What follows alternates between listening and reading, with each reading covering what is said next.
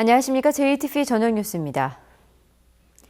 올해 수능은 지난해보다 어려웠다는 게 전반적인 평가입니다. 특히 지난해 물수능 논란을 빚은 수학에서 변별력을 확보해 정시 지원의 혼란이 줄어들 것으로 보입니다. 조창현 기자입니다. 이른 아침 시험장에 들어간 수험생들이 9시간 만에 교실을 빠져나옵니다. 시험 결과를 떠나 힘겨운 수험 생활이 끝났다는 해방감에 표정만큼은 밝습니다. 수험생만큼이나 하루 종일 마음을 졸인 학부모들은 시험이 끝난 자녀를 따뜻하게 맞이합니다. 이제 시험 끝났으니까 살도 좀 빼고 이제 대학에서 들어갈 공부하면서 못 읽은 책도 읽으면서 시간 보낼 것 같아요. 올해 수능 시험은 지난해보다 대체로 어려웠다는 게 수험생들의 평가입니다.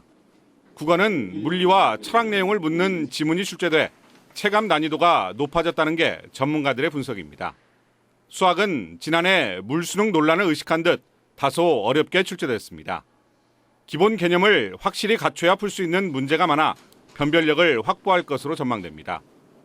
영어는 절대평가 도입을 앞두고 지난해와 비슷한 수준을 유지한 것으로 분석됐습니다. 국어는 작년보다 비문학이 좀 어려워졌던 것 같고요. 수학도 살짝 어려워졌던 걸로 생각돼요.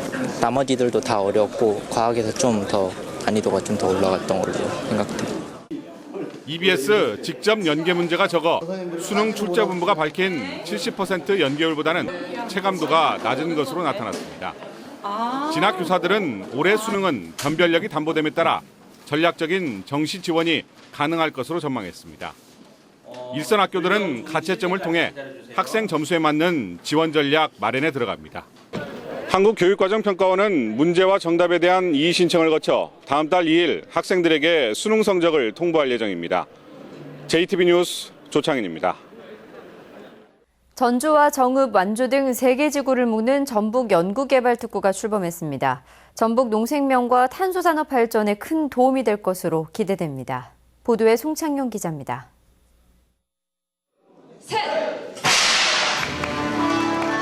전북연구개발특구가 공식 출범했습니다.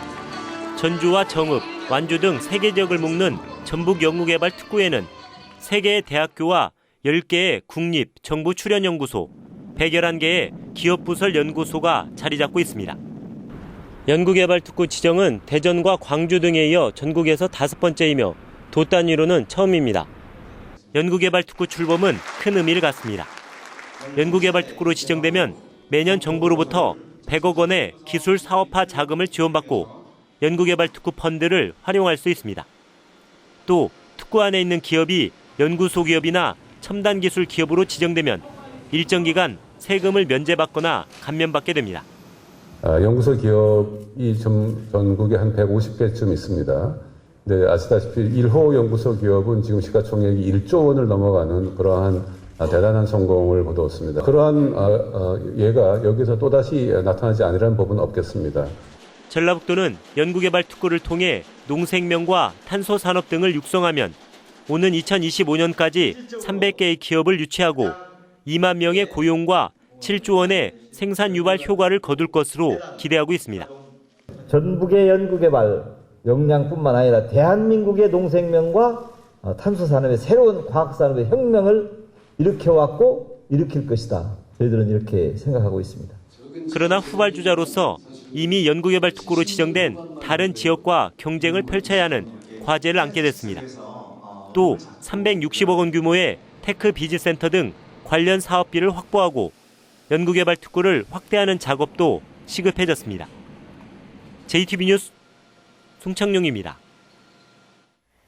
하나의 카드로 전라북도 관광지에서 다양한 할인을 받는 관광 자유이용권의 반응이 좋습니다. 하지만 전주와 완주의 경우 할인을 해주는 가맹점이 100곳에 못 미쳐 가맹점을 늘리고 할인율도 높이는 게 시급해 보입니다. 김철 기자입니다. 전주 한옥마을의 한 전통 찻집에서 관광객들이 차를 마시고 있습니다.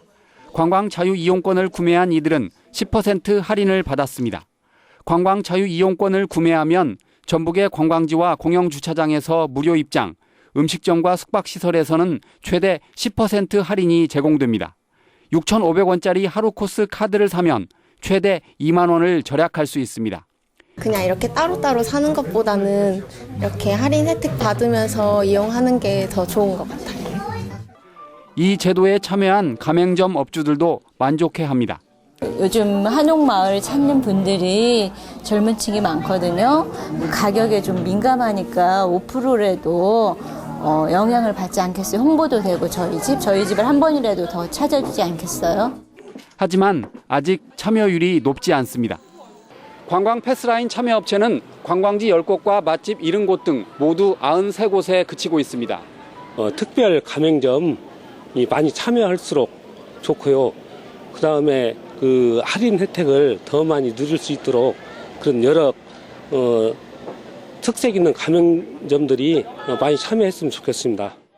카드 한 장으로 알뜰 여행이 가능한 관광자유 이용권은 올해 전주와 완주, 내년에는 14개 시군으로 확대됩니다. 제도 도입 초기인 만큼 가맹점과 할인율을 더 늘려 관광객의 만족도를 높여야 할 것으로 보입니다. JTB 뉴스 김철우입니다.